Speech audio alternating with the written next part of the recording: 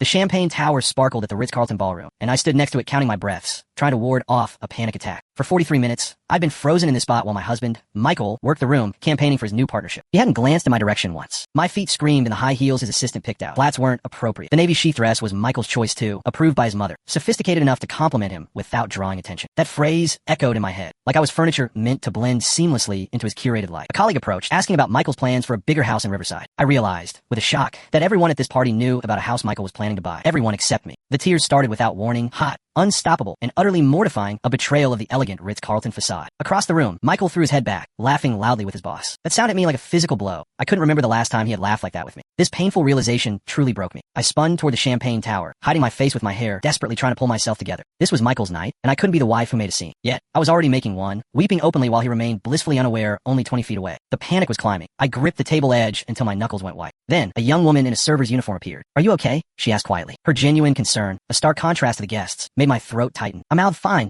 but she didn't leave. Instead, she handed me a clean handkerchief. Her eyes held a steady, compassionate gaze and a weary look of recognition. "I've been watching you stand here alone for half an hour," she said, glancing briefly at Michael. "And I don't think anyone else has noticed you're here at all, which seems really wrong at a party that's supposedly celebrating both of you." Her words were the brutal, simple truth delivered with the quiet force of a punch. She had articulated the silent, poisonous feeling I hadn't dared to name, the crushing sense of complete invisibility. Suddenly, I was crying harder, the fragile shield collapsing under the weight of her simple, undeniable observation. Her words hit me like a physical squeeze to my heart, articulating the feeling I couldn't name. I started crying harder. "It's his night." I managed through the tears. "I'm just here to support him." "Supporting someone doesn't mean disappearing completely," she replied, a phrase that lodged in my brain like a painful splinter. Richard Whitmore's voice boomed, calling the room to order. Michael made his way to the stage, glowing with satisfaction. He launched into a polished speech, thanking partners and talking about sacrifice and dedication. Then he delivered the line that made my stomach turn. "I'm grateful for the strong foundation at home that allows me to focus completely on my work." Standing there with tears on my cheeks and a stranger's handkerchief clutched in my hand, all I could hear was the truth. I'd become furniture in our house, present but unnoticed. Michael finished his speech to thunderous applause. He raised his glass. "To partnerships, both professional and personal," he said, his eyes scanning the crowd, but somehow never landing on me despite my standing directly in his line of sight. As Michael descended into the swarm of well-wishers, Richard Whitmore and his wife, Helen, approached me. Their polished smiles faltered when they got close enough to see my face. And what Helen said next would finally make Michael turn around and see what he'd been missing all along.